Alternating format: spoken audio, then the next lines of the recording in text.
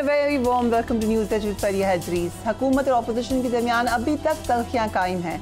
एक छोटी सी कोशिश हुई थी बातचीत की पाकिस्तान तहरीक इंसाफ और हुकूमत के दरमियान, मगर अब लगता है कि दूर दूर तक ऐसी कोई कोशिश फिलहाल होती नजर नहीं आ रही। तहरीक इंसाफ के सेनेटर ओन अब्बास बप्पी को आज सुबह गिरफ्तार कर लिया गया। ओन अब्बास बप्पी की गिरफ्तारी पर आज सेनेट इजलास में शदीद हंगामा हराई हुई। उस वक्त सेनेटर शिबली फराज ने क्या कहा, जरा देखिए।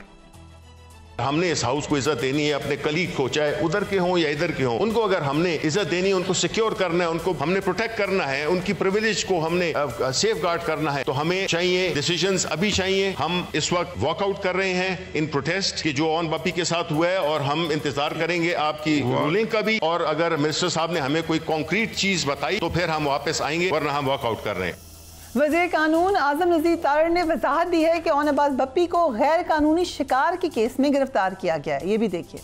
जो तफसीलात मैं फौरी तौर पे ले सकता था वो मैंने ये तसल्ली की है कि नंबर 1 कहीं उनकी खुदा न खास्ता इलीगल डिटेंशन तो नहीं है। दूसरी के मुकदमे की नौयत क्या है, वो चिनकारा हरन के शिकार का मुकदमा है। पहले भी कई और केसेस भी हैं, उन पे नहीं है, मुख्तलिफ लोगों पे, और ये हमारे बिल्कुल नोटिस में है कि चोलस्तान में काफ़ी ज़्यादा सख्ती की गई है। इस हवाले से वो बड़ा स्पेयरिंगली एक्शन होता है, लेकिन एक्शन वो करते हैं जब उस टेरिटोरियल जोन में जाया जाए। मैं with all responsibility I am taking it up with the provincial government जी, and I will get back to this honourable house. हमारे वो मोअज़्ज़ज़ रुकन हैं, जो कानूनी मुआवनत और जिस तरह की सहूलत है वो भी मैं पंजाब गवर्नमेंट से टेकअप करता हूँ जी।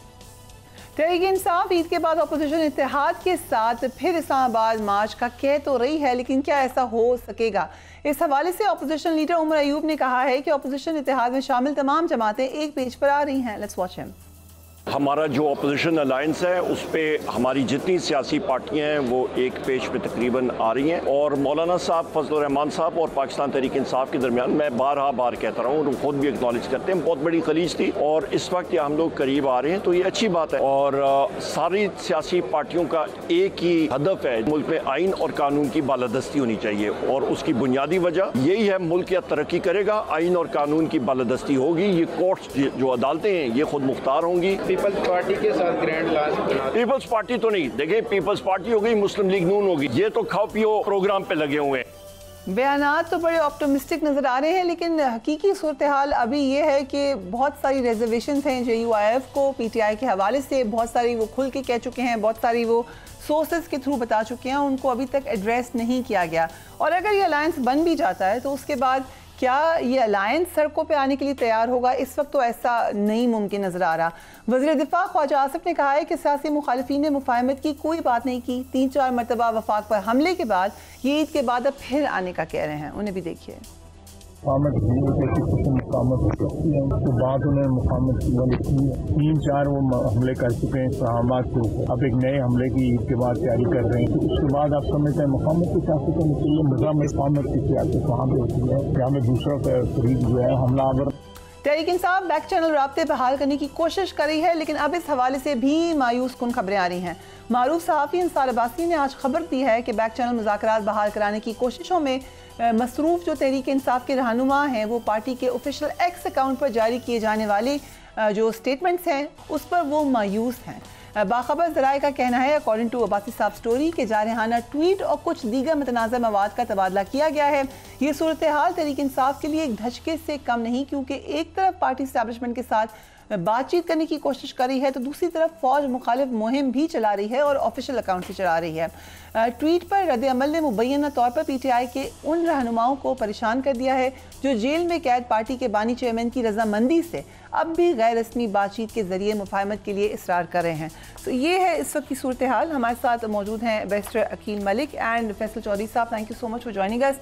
बैरिस्टर साहब, सबसे पहले तो आपको मुबारक हो फॉर योर न्यू पोजीशन।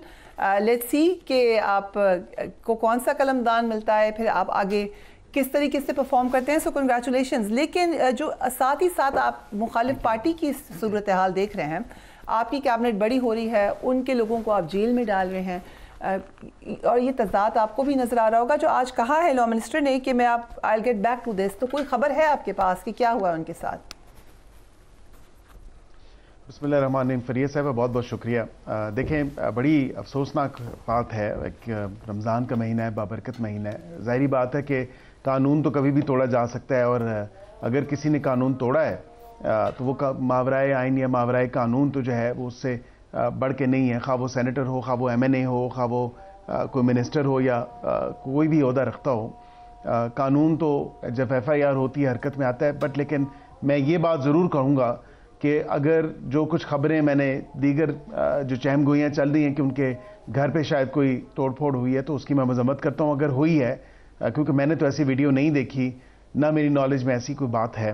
अगर अरेस्ट हुई है तो कोई FIR उनकी पुरानी थी शिकार के हवाले से, और आज उनको अगर अरेस्ट कर लिया गया है तो मैं ये समझता हूँ कि बिल्कुल सूबाई सब्जेक्ट है, सूबे की हुकूमत इसमें जवाबदेह है। हम बिल्कुल चेक करेंगे, क्योंकि MNAs और सेनेटर्स और MPAs ये तमाम जो हैं ये सोसाइटी के ऑनरेबल लोग होते हैं। अवाम इनमें अपना एक कॉन्फिडेंस रिपोज करती है, ये अवाम के नुमाइंदे होते हैं।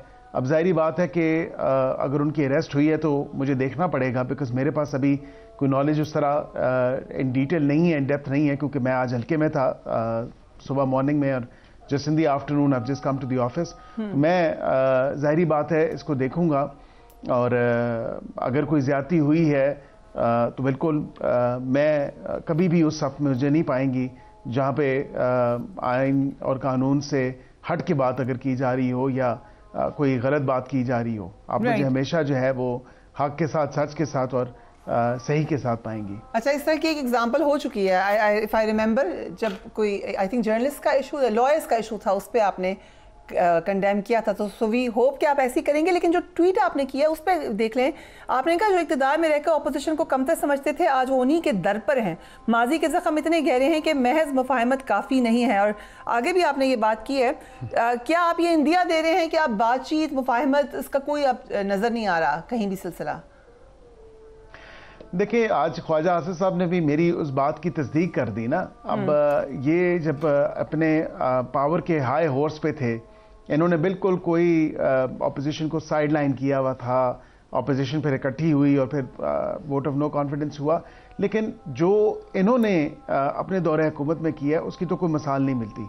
लेकिन अभी यहाँ पे जो मैंने ट्वीट की है वो इसी हवाले से है कि आज ये अलायंसेस ढूंढ रहे हैं, अपने अलायंस को ढूंढ रहे हैं कि हमारे साथ कौन आएगा। बिल्कुल ये बात दुरुस्त है कि मौलाना साहब के साथ इनके जो खलीज है वो बहुत ज़्यादा है, जो दूरियां हैं वो बहुत ज़्यादा हैं, जो तलखियां हैं वो बहुत ज़्यादा हैं, उसमें तो कोई दो राय नहीं है। जो एक लैक ऑफ कॉन्फिडेंस है एक दूसरे के ऊपर वो बहुत ज़्यादा है। मौलाना साहब के तो ऑलरेडी पार्टी के लोग कह चुके हैं, बल्कि कल एक प्राइवेट चैनल पे जो है अब्दुल गफूर हैदरी साहब ने कहा कि पहले तो PTI को अपने अंदर जो है वो एक वो जो तजब्जब का शिकार है वो अपने अंदर जो एक बेहतरी लाने की ज़रूरत है, अपने अंदर एक इत्तेहाद, ये यकजहती लाने की ज़रूरत है, ना कि वो दूसरों से एक्सपेक्ट करें। और आज अगर अजमल जामी साहब का आप कॉलम पढ़ें तो आपको बिल्कुल ज़ाहिरी बात है कि उसमें तमाम चीज़ें आपको देखने को मिलेंगी, और उसमें बिल्कुल वो यही कहते हैं कि अभी मौलाना साहब के लिए बहुत अर्ली है कोई डिसाइड करना कि वो किस सिमत में होंगे। फिल वक्त तो यही नज़र आ रहा है कि वो कोई साइड चूज नहीं करेंगे। सो आप ये कह रहे हैं कि बेस्ड ऑन द फैक्ट कि PTI और JUIF की आपस में मामला ठीक नहीं है, इसलिए आपको लग रहा है कि बात आगे नहीं बढ़ेगी? वो तो किसी भी दिन भी तब्दील हो सकता है। गवर्नमेंट को कॉन्फिडेंस सिर्फ इस बात पे है कि ये अलायंस मौलाना अब्दुल गफूर हैदरी साहब ये कह चुके हैं कि CM KP के चूं चूं का मुरब्बा है। मतलब ये मेरे अल्फाज नहीं है, मैंने उनसे बोरो की हैं, और ये जो बातें उन्होंने की हैं उन्होंने यही कहा है कि जो हुकूमत KP के सूबे में है वो PTI की है, और वहाँ पे उस हुकूमत पे मौलाना साहब और उनकी पार्टी के बहुत एतराज़ात हैं। बगैर मौलाना साहब के ये इत्तेहाद मुकम्मल नहीं हो सकता, ये एहतजाज की तरफ नहीं जा सकते, क्योंकि असल में हम सियासी लोग हैं। फैसल साहब भी आपको ये बताएंगे, असल में बेशक उनका ताल्लुक PTI से हो या वो बानी PTI के वकील रहे हो, मेरे भाई हैं, लेकिन सियासत को समझते हैं। सियासी मामलात या सियासी हवाले से वो आपको ये बता सकते हैं कि मौलाना की स्ट्रीट पावर है, और फिल वक्त PTI जो है वो उन पे तकिया किए बैठी हुई है, और वो चाहते हैं कि मौलाना की स्ट्रीट पावर को इस्तेमाल करते हुए हम जो है वो सड़कों पे आ जाएं। अपनी तो स्ट्रीट पावर नहीं है। शाहिद खान साहब की बात करें, मिफ्ता साहब की बात करें, GDA की बात करें, दीगर सियासी जमातों की बात करें, तो फरिया साहिबा ये आपके सामने इट्स ब्लैक एंड वाइट। उनकी जो इंग्रेस है इन पब्लिक वो नहीं है, क्योंकि वो नई पार्टियां हैं या उन पार्टियों का वो वजूद नहीं है अवाम में जो दीगर बड़ी जमातों का वजूद है। और पीटीआई का सियासी कद काट और सियासी वजूद जो है उससे बहुत ज़्यादा लोग जो है वो नाला हैं इनकी अपनी पार्टी के लोग। राइट। सो फैसल चौधरी साहब, पहले तो आप अपने अहवाल बताएं। सो आपको अलहदा किया क्या बानी पीटीआई के केस के साथ, जिसमें ये कहा गया, हमने प्रोग्राम में भी डिस्कस किया, जो एक विटनेस थे उन्होंने भी कहा कि आपको पॉइंट करके कहा था बुशरा बीबी ने जब उन्होंने इतराज़ किया था, तो फिर उन्हीं की शिकायत पे ये हुआ है? नहीं, शिकायतें तो खैर किसी और के ने लगाई होंगी। असल में देखें ना, शिकायतें लगी हैं फिर नहीं, वो लगती रहती हैं। उसकी वजह है ना कि वो कुछ पीटीआई के साबिक और हाजिर लोग जो है ना वो आपस में लड़ रहे हैं और हम हैं कोलैटरल डैमेज। आप एक साबिक तो फेडरल मिनिस्टर तो आपके काफ़ी करीबी रिश्तेदार हैं जी। मैं बात ओके हम सियासी लोग हैं, हम इस तरह से बात करते हैं। हुआ ये है कि इनकी भी क्लास हुई जाके, बीबी ने कहा कि आप लोग बाहर क्यों नहीं, जो पॉलिटिकल एक्टिविटी है वो नहीं हो रही। वो मैं भी लपेटे में आ गया। बीबी ने कहा कि कोई प्रोफेशनल वकील नहीं, तो मैंने राइट लेफ्ट में देखा, मैं कहा 10 तो इधर खड़े हैं, इनमें से कोई भी प्रोफेशनल नहीं है। सारे सीनियर भी थे, ये राजा भी था और अली जफर भी और गौर भी, और मैं 4 तो हमसे सीनियर है बाकी। तो मैंने कहा इनमें से कोई भी, उन्होंने कहा जी वो कोई बाहर से प्रोफेशनल वकील ला के दें।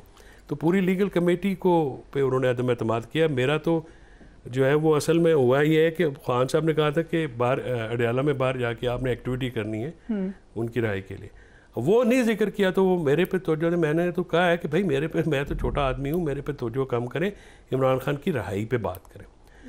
नाउ अच्छा, वो एक केस था वो जो आज है सियासी कमेटी की जो मीटिंग्स वाला, वो उन्होंने कहा जी वो करेंगे, तो वो कर लें। मैंने कहा जी बिल्कुल करें। आज भी वो आई थिंक मीटिंग तो नहीं हुई, कोई भी नहीं आया उसमें। हाँ, उसमें कोई ना नहीं, वो बेचारे जिनको बुलाया था वो तो आए थे, जिन्होंने अपॉइंट किया वो उनमें से कोई नहीं था। Okay right. हाँ, वो जो वकला होते हैं उनको जाना था।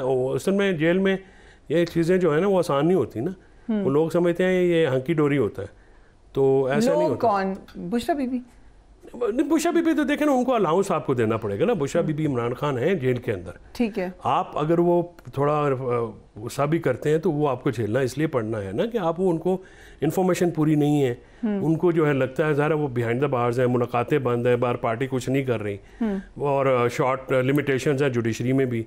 अब जो रिलीफ मैंने लेके दिए हैं वो बड़ा मुश्किल से। आपसे गुस्सा यही था कि आपने मुलाकातें नहीं की? हाँ, वो सियासी लोगों, उनका बीबी ने कहा कि वो बड़ी देर से पेंडिंग पड़ी है, तो आपने क्यों? मैंने कहा जी मैं लीगल कमेटी का हेड तो हूँ नहीं। मुझे खान साहब ने 14 या 16 फरवरी को जब लास्ट हमारी वो हुई थी, उस दिन उन्होंने इंस्ट्रक्शन दी, मैंने जाके कर दी। अब ये होता ही है कि जब आप ये लीगल कमेटी है एक, उसमें उसके जो हेड हैं वो डिसाइड करते हैं कि क्या करना क्या नहीं। वो सलमान राजा और वो सलमान सफदर वगैरह है।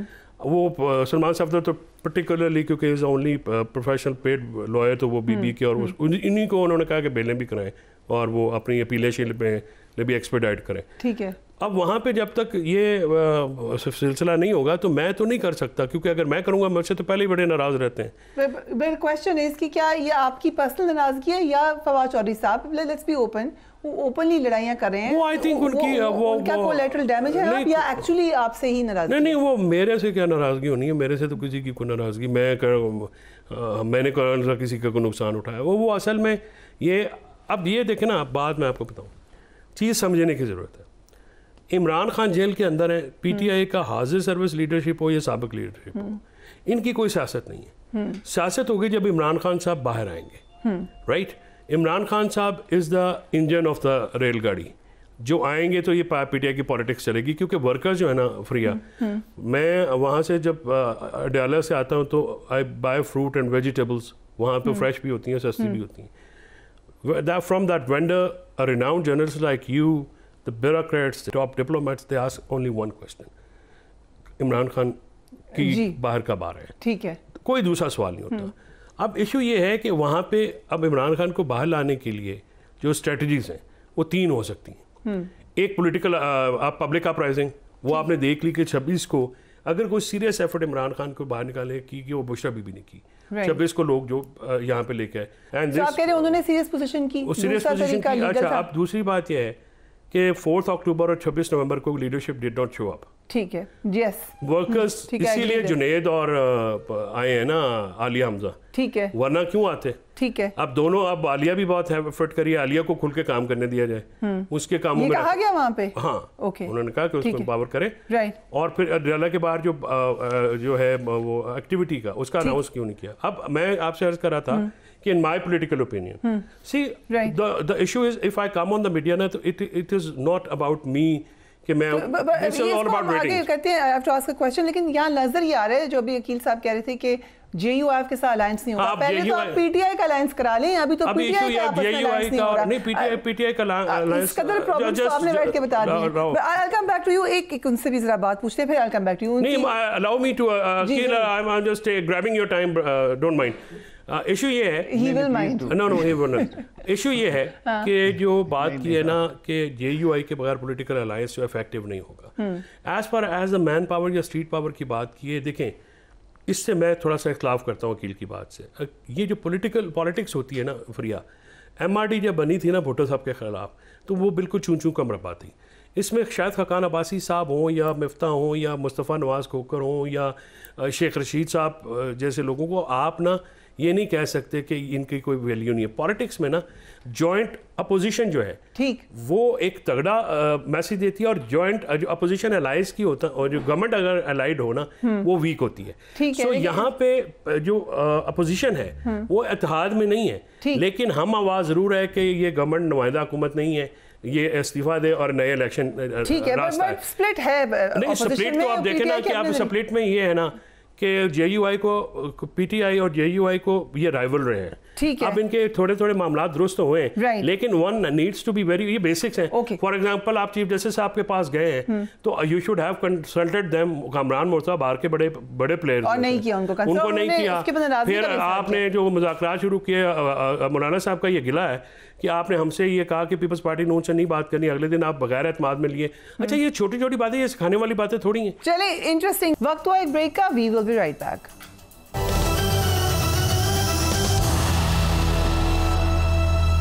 अकील मलिक, ये तो PTI के अपने मसले हमें काफ़ी ज़्यादा नज़र आ रहे हैं। सो राइटली गवर्नमेंट इस वक्त हमें नज़र आ रही है कि कॉन्फिडेंट है, लेकिन आपके अपने अंदर भी स्प्लिट की खबरें हैं। अब कलमदान अभी तक नहीं दिए गए, वजारतों में कहा जा रहा है कि शायद परवेज़ खटक साहब के ऊपर PMLN के अंदर इतराज़ है। Is that correct? देखिए फरिया साहब, ये PTI तो वो छोड़ चुके हैं और उनकी अपनी एक पार्टी है।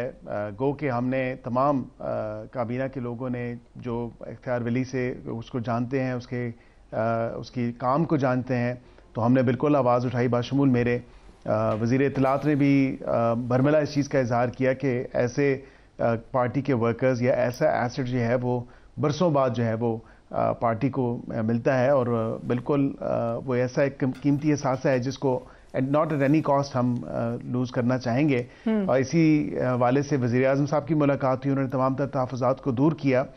यहाँ पे आपने कलमदान के हवाले से बात की, तो लाजमी नहीं है कि स्पेशल असिस्टेंट्स और एडवाइजर्स जो हैं उनको मखसूस कोई कलमदान सौंपा जाए। They can be special assistant to the Prime Minister. It doesn't have to be कि वो किसी specific area को फोकस रखे हुए हैं या एडवाइजर किसी specific area को फोकस रखे हुए रखते हैं। मतलब फाइनेंस के ऊपर हैं, प्राइवेटाइजेशन के ऊपर आपको देखने को मिलेंगे, एंड सो फोर्थ। लेकिन यहाँ पे ये बात मैं ज़रूर कहूँगा कि क्योंकि वज़ीर आज़म साहब का इस्तिकाक है और वो देख रहे हैं कि किसकी क्या कैपेसिटी है और किसकी क्या एक्सपर्टीज़ है, तो उस हवाले से उस एरिया में उसके स्किल को बरूएकार लाते हुए वो कलमदान देने की पहले पका लिया मेहमान का बुलाने, सोच रहे किसको बुलाएंगे। इंटरेस्टिंग, ठीक है, वो मैं नहीं समझता कि कोई और डिले है। End of course it's a daunting task as well. मैं कोई लगी लिपटी नहीं रखूंगा। पॉलिटिकल हवाले से भी अगर आप देखें ना, तो बिल्कुल जाहिर बात है चीजों को 100 मामलात को देखना पड़ता है 100 एंगल से। काम बहुत है, सर, हलफ से पहले की बातें होती हैं जो आप कर रहे हैं। लेकिन एक सवाल ये है, अब ठीक है आप सही कह रहे हैं, स्पेशल असिस्टेंट्स भी हैं, सब ज़्यादा इंटरेस्ट परवेज़ खटक की वजारत में इसलिए है क्योंकि फवाद चौधरी साहब कह रहे हैं कि उनको परवेज़ खटक साहब के थ्रू या किसी सोर्स के थ्रू ये पता चला है कि उनको इंटीरियर की मिलेगी position, which is very interesting. Is it true? नहीं, मुझे नहीं लगता, बिकॉज जाहिर बात है कि स्पेशल असिस्टेंट जो है with the status of federal minister आप अगर उनको देते हैं तो ऑलरेडी इंटीरियर मिनिस्टर तो मौजूद हैं और अगर वो with the status of minister of state देते हैं तो फिर एक बात हो सकती है, लेकिन वहाँ पे उस पोजीशन में मोहसिन नकवी साहब के साथ ऐसा बंदा काम होना चाहिए या करना चाहिए, ऐसे बंदे को जो रेडिली अवेलेबल हो, जो नेशनल सिक्योरिटी के पैराडाइम को समझता हो, जो रेडिली अवेलेबल हो ऑन साइट विजिट करने के लिए, जहाँ जहाँ अगर खुदा न खास्ता कोई टेररिस्ट अटैक होता है तो वहाँ पे वो पहुँचे, अपनी प्रेजेंस को इंश्योर करे। फिर एक मीडिया के साथ जो सिक्योरिटी ब्रीफिंग होती है या एक आफ्टर वीक लॉन्ग जो नेशनल सिक्योरिटी के ऊपर ब्रीफिंग है मीडिया को देने के लिए, ऐसे लोग चाहिए जो ये तमाम तर मामलात कर सके हों, जो नेशनल सिक्योरिटी को समझते हों, इंटरनल सिक्योरिटी या नेशनल सिक्योरिटी पॉलिसी को भी समझते हों। परवेज खट्टक इस क्राइटेरिया पे नहीं आ रहे एंड इंटीरियर मिनिस्टर का तो अभी तब्दील होने का कोई इम्कान भी नहीं है आई गेस। नहीं, आई डोंट थिंक कि इंटीरियर मिनिस्टर अच्छा काम कर रहे हैं। वो बाकी दीगर जो चीज़ें हैं जो पार्लियामेंट के अंदर की प्रेजेंस है इंटीरियर मिनिस्ट्री की और पार्लियामेंट से बाहर दीगर चीज़ों में जो ऑन स्पॉट विजिट्स हैं किसी अटैक, अनफॉर्चुनेट अटैक के हवाले से या मीडिया ब्रीफिंग के हवाले से, तो ये तमाम तर चीज़ें जो हैं ये साथ जो भी MOS आएगा आई थिंक उसको करनी चाहिए और उनको फोकस रखना चाहिए इन चीज़ों पे। राइट, सो अब PTI के ऊपर आ जाते हैं कि ओपनली नजर आ रहा है। No, I would like to discuss Parvez Khattak sir. You would like to discuss Parvez Khattak साहब, क्यों? A former defense minister has been accused of being कि उनके credentials नहीं है। अगर नेशनल सिक्योरिटी पैराडाइम को एक फॉर्मर डिफेंस मिनिस्टर नहीं समझता, कौन समझता? And farmer CM does not understand the importance of media and briefing, and I can assure Pervez Khattak साहब से पॉलिटिकल डिफरेंसेस अपनी जगह, और वो जब से उन्होंने PTI छोड़ी, but he is a very, वो तो फिर ख्वाजा आसिफ भी हो सकते हैं, वो भी डिफेंस मिनिस्टर रहे हैं, लेकिन मसला ये नहीं कह रहे हैं अभी हम बदल नहीं रहे हैं। ख्वाजा आसिफ को आप देखें, ख्वाजा आसिफ से आप 100 खिलाफ कर सकते हैं, आप उसको ये तो नहीं कह सकते ना कि उसको हर चीज पता है। नहीं, ख्वाजा साहब तो understands, of course Khwaja Sahab तो अंडरस्टैंड करते हैं, फॉरेन पॉलिसी को भी अंडरस्टैंड करते हैं। परवेज खट्टक साहब नहीं करते तो फिर आपने क्यों हलफ दिया भाईजान? टॉकिंग ऑफ इंटीरियर, एक क्वेश्चन और पूछे थे, कल खबरें आई कि फैसल करीम कुंडी के हवाले से भी कहा गया कि शायद उनको भी थ्रेट्स हैं। अब हमने देखा बनू का भी वाकया हुआ। सो इस वक्त सिचुएशन कहाँ पे आप देख रहे हैं सिक्योरिटी वाइज? देखिए, मैं बिल्कुल ये सूबे की इसमें कोई लगी लिपटी नहीं है, और मुझे कोई आड़ नहीं है कहने में कि ये सूबे की जिम्मेदारी थी। कानून नाफिज करने वाले जो इदारे जो सूबे में मौजूद हैं, जिसमें सबसे पहले सर फहरिस्त काउंटर टेररिज्म डिपार्टमेंट है सूबे का, जिसके लिए नेशनल जो एक्शन प्लान है, ये नेशनल सिक्योरिटी पॉलिसी के हवाले से वो 590 बिलियन रुपीज़ उन्होंने लिए हैं, लेकिन आज दिन तक वो CTD को फाल उस तरह नहीं कर सके। यहाँ पे मुझे तो समझ नहीं आती कि सूबा क्यों एट अ लॉस है अपनी ही सूबे के लोगों को सिक्योरिटी फराहम करने के हवाले से और उनकी सिक्योरिटी और सेफ्टी को इंश्योर करने के हवाले से। दीगर भी सूबे हैं, I am sure you know, I mean of course अगर कोई मैं कंपैरेटिव एनालिसिस नहीं कर रहा, लेकिन यहाँ पे ये कहना ज़रूरी है कि वहाँ पे फोकस ही नहीं है, इस चीज़ पे तवज्जो ही नहीं है। फिर जहाँ तक अफवाज पाकिस्तान जो है या वफाक जो है उनकी मदद कर रहा है, वो तो हम कर रहे हैं, लेकिन ये पहली जिम्मेदारी उनकी है और उनको सीरियसली इस चीज़ के बारे में सोचना चाहिए और एक्शन लेना चाहिए, क्योंकि ये खाली गवर्नर या CM KPK की बात नहीं है। वहाँ पे हर बंदा जो सूबे में मौजूद है, हर शहरी जो सूबे में मौजूद है, उसकी सेफ्टी और सिक्योरिटी को इंश्योर करना उस सूबे की क़यादत की जिम्मेदारी है और सूबे की हुकूमत की जिम्मेदारी है। और एक दफ़ा फिर हम देख रहे हैं कि आप सड़कों पे आने की बात कर रहे हैं, मोस्टली आप अपने चीफ मिनिस्टर को सड़क पे ही ले आते हैं। Again that is my question as well कि ज़रूरत नहीं है चीफ मिनिस्टर के आने की, अगर आपके पास आप कह रहे हैं आपके पास स्ट्रीट पावर है, तो why do you need government का रिसोर्स, चीफ मिनिस्टर की प्रेजेंस? मैं बताता हूँ आपको। I was being told by Khan साहब कि आपने बाहर जाके ये कहना है कि रमज़ान के बाद हम तहरीक शुरू करना चाहते हैं, बट उसका मैनरिज्म और डेट्स वो मुतहदा पोजीशन तय करेगी। So the first thing is जो अलायंस है वो उसकी स्टॉक स्टॉल हुई हुई, अब 3 मुलाकातें तो हो चुकी हैं जनरल सेक्रेटरी और चेयरमैन की इमरान खान साहब से। तो जो रिजर्वेशंस हैं जो मौलाना साहब की, they should have been resolve by this time ना। वो सही कह रहे हैं ना कि इतना टाइम हो गया। तो असद कैसर की तो वहाँ पे एक्सेस नहीं है, उनको तो मिलने नहीं देते, otherwise he is a better person, he understands politics. अब इशू ये है कि वो जो रिजर्वेशंस हैं वो बिल्कुल रिजर्वेशंस जेन्युइन पॉलिटिकल रिजर्वेशंस होंगी, और JUI को ऑन बोर्ड लेना है तो फिर PTI को PTI हैज़ टू सेक्रीफाइस, उनको वहाँ पे ऑन बोर्ड लेने के लिए कोई पॉलिटिकल प्राइस देनी पड़ेगी, वो NGO नहीं चला रहे। Very interesting. आप कह रहे हैं खैबर पख्तूनख्वा में देनी पड़ेगी। देखिए गवर्नमेंट में हिस्सा तो उन्होंने नहीं मांगा, बट ऑब्वियसली जब आप इत्तेहाद बनाते हैं और अपने राइवल्स के साथ बनाते हैं तो फ्रिया then it is a very sensitive issue. ये आपने शिफ्ट करना है अपने नैरेटिव से, आपने अपने वर्कर्स के बीच में जो बात है उसको रिवर्स करना है दोनों पार्टीज ने। ठीक है। फिर उसकी फिर बात यह है कि इस वक्त 3 ही तरीके ना इमरान खान के बाहर आने के।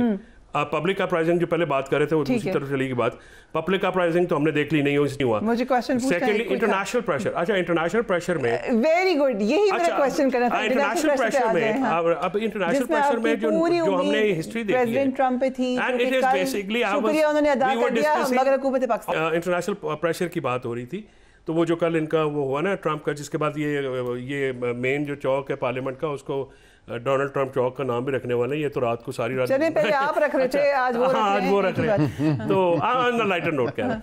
अच्छा हम बिल्कुल नाम नहीं रख रहे, हम बिल्कुल नाम नहीं रख रहे। डोनाल्ड ट्रंप इंटरनेशनल प्रेशर जो है वो हिस्टोरिकली जो गुब्बारा था फोन कॉल वाला, फोन कॉल आएगा वो सारे गुब्बारे से। Then you can respond. I'm just adding so that you can respond properly. Second thing is international pressure जो हिस्टोरिकली आपने देखा है ना फ्रिया, उसमें ये होता है। मुझे अभी इस वक्त हंसी आ रही है। नहीं मैं मियां नवाज शरीफ इसके बेनिफिशियरी रहे हैं। आपने देखा वो मुल्क से बाहर चले जाते जी, इसी के ऊपर। अच्छा इमरान खान बनी गाला भी आने को तैयार नहीं, वो बाहर नहीं जाएंगे। Now the third and the last and only option नहीं आ रही उनको बाहर निकालने के लिए। मैं वही कह रहा हूं, अलाउ मी टू कंप्लीट ना। जो लास्ट ऑप्शन है वो ये है कि political alliance and local pressure, वो आपको बनाना पड़ेगा। और PTI अभी तक जो है ना वहां पे अभी वो फेलियर हो रहा है, और जब तक वो नहीं बनेगा इमरान खान साहब की रिहाई की जो है ना वो मुझे नजर नहीं आती। और वो बड़ा इंपॉर्टेंट है कि बाकी सारे काम छोड़े, ये लड़ाइयां साबिक भी और हाजिर भी, ये उसको छोड़े, इमरान खान की रिहाई पे फोकस करें।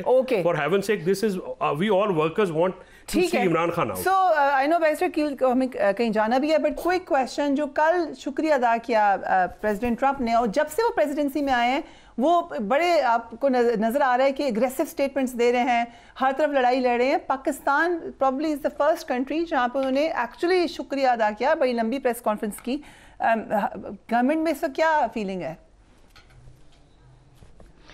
देखिए 1.5 घंटा उन्होंने कांग्रेस के सामने इन जॉइंट सिटिंग जो है वो पाकिस्तान का शुक्रिया अदा किया। और ये ट्रंप से किसी को भी शुक्रिया अदा करना या किसी के लिए शुक्रिया के 2 अल्फाज अदा करना ये बहुत बड़ी बात है। और उसकी वजह ये है कि बिकॉज वो इतना generally speaking what we have seen in his first presidency और ये सेकंड प्रेसिडेंसी में भी अभी जो ज़ेलेंस्की के साथ किया वो हालात तो आपने हाल देखा।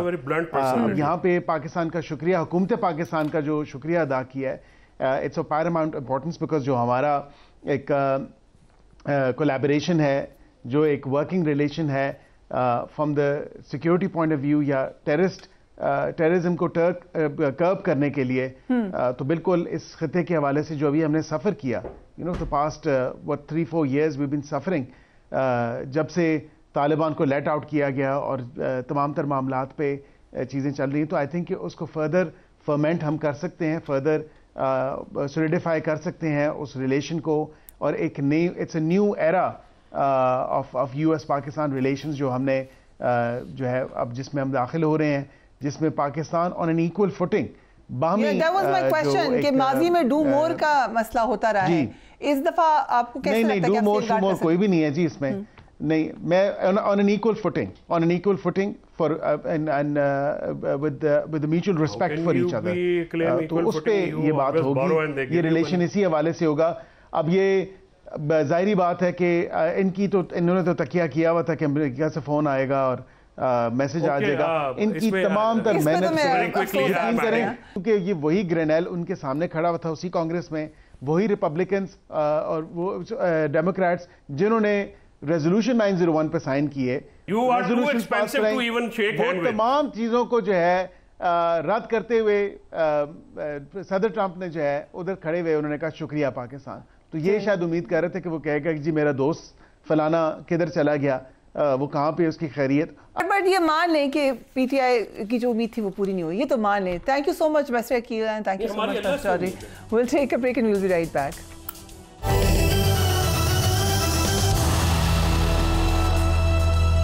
Welcome back. IMF का वफ्द पाकिस्तान के दौरे पर मौजूद है और पाकिस्तान के साथ इसके मुज़ाकरात 2 हफ्ते तक जारी रहेंगे। वज़ीर ख़ज़ाना मोहम्मद औरंगज़ेब पॉलिसी लेवल मुज़ाकरात में पाकिस्तानी वफ्द की क़यादत करेंगे। IMF पहले मरहले में तकनीकी सतह के मुज़ाकरात कर रहा है। टेक्निकल सतह के मुज़ाकरात का पहला दौर मुकम्मल हो चुका है। दूसरे मरहले में पॉलिसी लेवल के मुज़ाकरात होंगे। IMF के साथ जारी बातचीत में इंकशाफ सामने आया है कि FBI की टैक्स वसूलियों में 490 अरब रुपए का शॉर्टफॉल रह सकता है। IMF अब वज़ारत ख़ज़ाना को 2 ऑप्शन दे रहा है।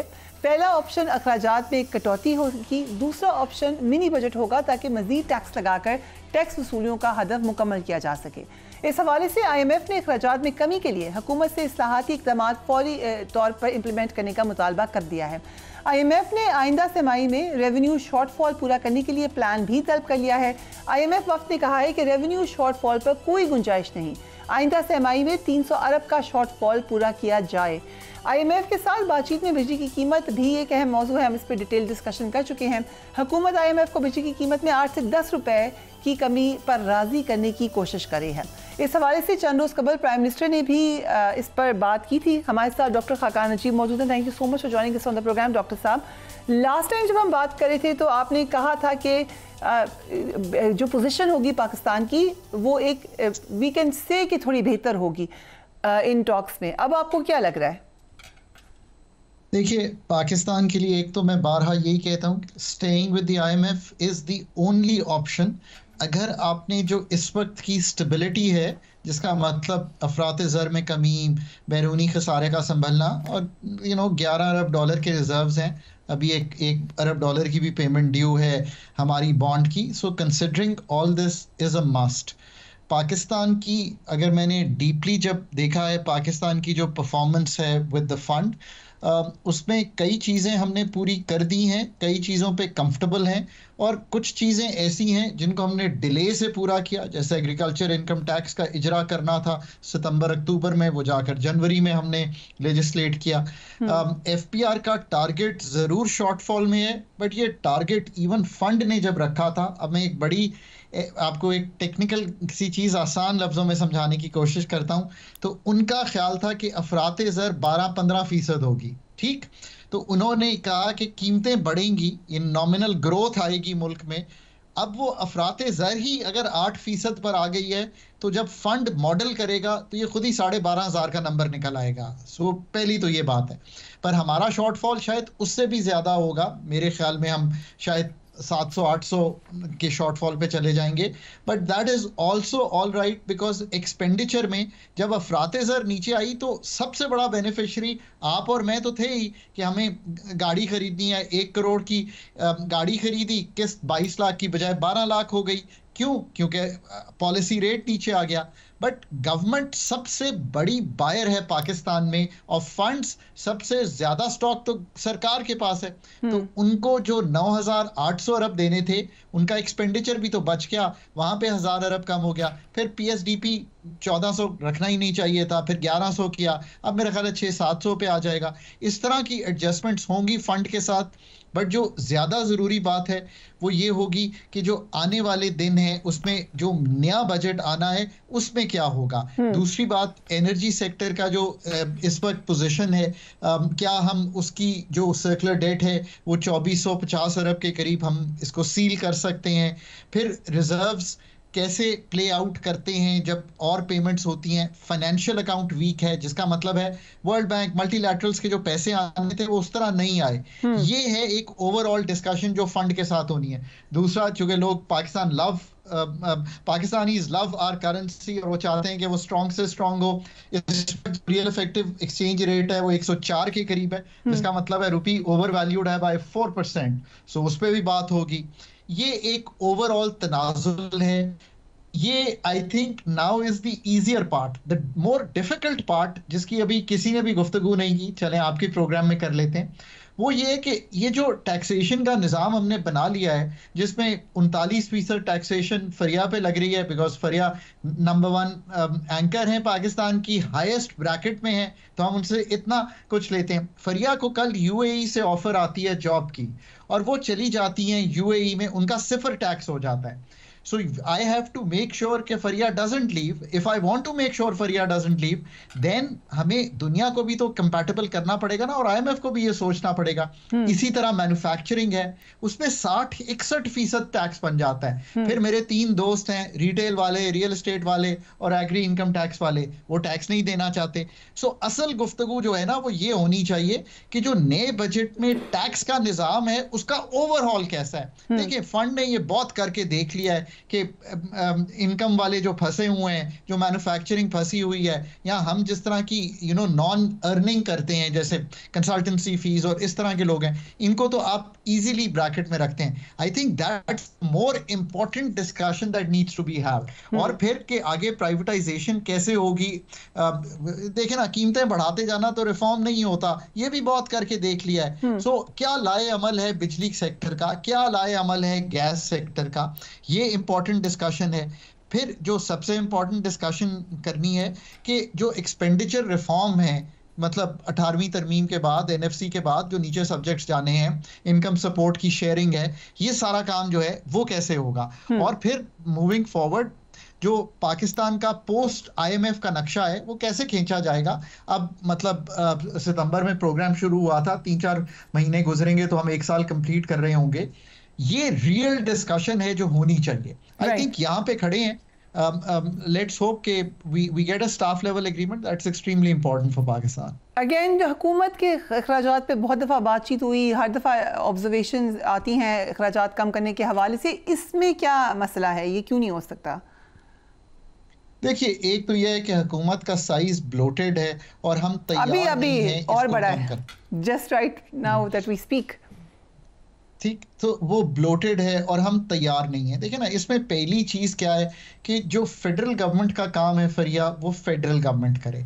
अगर आपने 18वीं तरमीम में 17 सब्जेक्ट नीचे दे दिए हैं, फिर ना करें ना ये काम। आई मीन इसमें 600 अरब रुपए का तखमीना है करंट जारी अखराजात और पीएसडीपी में मिलाकर, ये साल डेढ़ पहले का तखमीना है जो एक पब्लिक फाइनेंशियल मैनेजमेंट रिपोर्ट है पाकिस्तान पे, वो भी वर्ल्ड बैंक की है, उसमें लिखा हुआ है। तो अब ये डिसीजन तो आपने करना है ना कि ये सारे अखराजात नीचे देने। दूसरा, income support program, poverty alleviation है। पावर्टी किसका सब्जेक्ट है? अगेन डिवॉल्व सब्जेक्ट है।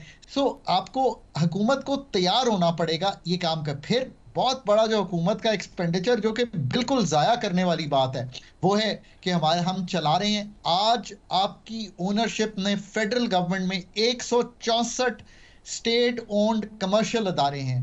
मतलब आपको सोचना पड़ेगा ना कि इसमें क्या करना है आखिर आपको। मतलब you have to really think through these things. फिर लेयर्स ऑफ गवर्नमेंट जो है उनको कम किस तरह करना है। ये इनकम सपोर्ट जो हम दे रहे हैं इसको टारगेटेड रखना है। जो सब्सिडी दे रहे हैं हम, इतनी बड़ी ये जो सब्सिडी हमने चलाई हुई है पावर सेक्टर की, इसमें से कैसे निकलना है। अब ये चीज़ें तो बहुत ऑब्वियस हैं, ये क्यों नहीं हो रही हैं? इसलिए कि I think governments gear up नहीं हो रही हैं कि ये काम जो है ये करना ही करना है। अभी तक वो इसी माइंडसेट में है कि शायद ये एक्सपेंडिचर का कम करना, पेंशन रिफॉर्म है फॉर एग्जांपल, मतलब यू नो इतना बड़ा रिफॉर्म है। फरिया मुझे याद है मैं टेबल पे था तो मैंने एक दिन आज से 7-8 साल पहले कहा, मैंने कहा ये 250 अरब रुपए का पेंशन का बिल है, ये 500-600 अरब पे चला जाना है, ये संभाला नहीं जाना। पिछले साल वो 1000 अरब रुपया था। अब मतलब हमें सोचना पड़ेगा ना कि ये कॉस्ट्स ऐसी बन गई हैं कि मुल्क को इसको हल किए बगैर गुजारा होना नहीं है। ये सीरियस रिफॉर्म है। Quick question if you allow me, हम देखते हैं बरतानिया हो गया या और ममालिक हो गए, वहाँ पे तो हर एक की पेंशन होती है आफ्टर अ सर्टन एज। हम तो अभी वहाँ पर नहीं पहुँचे, हमारे तो कुछ सर्टन एरियाज़ हैं या सर्टन इदारे हैं उधर ये पेंशन दी जाती है। तो ये क्या हम पीछे की तरफ नहीं जाएंगे अगर हम इसमें भी कटौती करते हैं? आई नो ये बहुत बड़ा बोझ है, लेकिन होता है नेशंस में, ये दी जाती है पेंशन। ज़बरदस्त क्वेश्चन है आपका और ये अच्छा किया है कि आपने पूछ लिया है, बिकॉज मैं जहाँ से ट्रेंड हूँ, वो दुनिया की बेहतरीन जो पेंशन स्कीम है वो चलाता है वो मुल्क, और वो है ऑस्ट्रेलिया। और वो चूंकि पाकिस्तान की तरह का मुल्क है, तो ये मेरे लिए आंसर करना ज़रूरी है। और the answer is the following, मैं कतई तौर पे ये नहीं कह रहा कि आप प्राइवेट सेक्टर में हो तब भी आपको पेंशन मिलनी चाहिए, पर इसका ये मतलब नहीं है कि ये अनफंडेड हो। पब्लिक सेक्टर अनफंडेड पेंशन चला रहा है, जिसका मतलब ये है कि जो रिटायर होता है उसको पैसे देने पड़ते हैं, हम बढ़ाते चले जाते हैं। फंडेड पेंशन स्कीम हर एम्प्लॉय की पाकिस्तान में होनी चाहिए, that's what I am trying to say. जिसका मतलब है कि पब्लिक सेक्टर बोझ हर साल सामने लाए कि फरिया और खाकान काम करते हैं, बड़ी आसान बात है, चलिए जी 2 ही एम्प्लॉइज हैं, इनकी 9%, 10% जो भी पेंशन है वो अलहदा करके किसी फंड में रख दी जाए, ताकि हमने बोझ जो है क्वांटिफाई कर लिया और उसको कहीं पे रख दिया।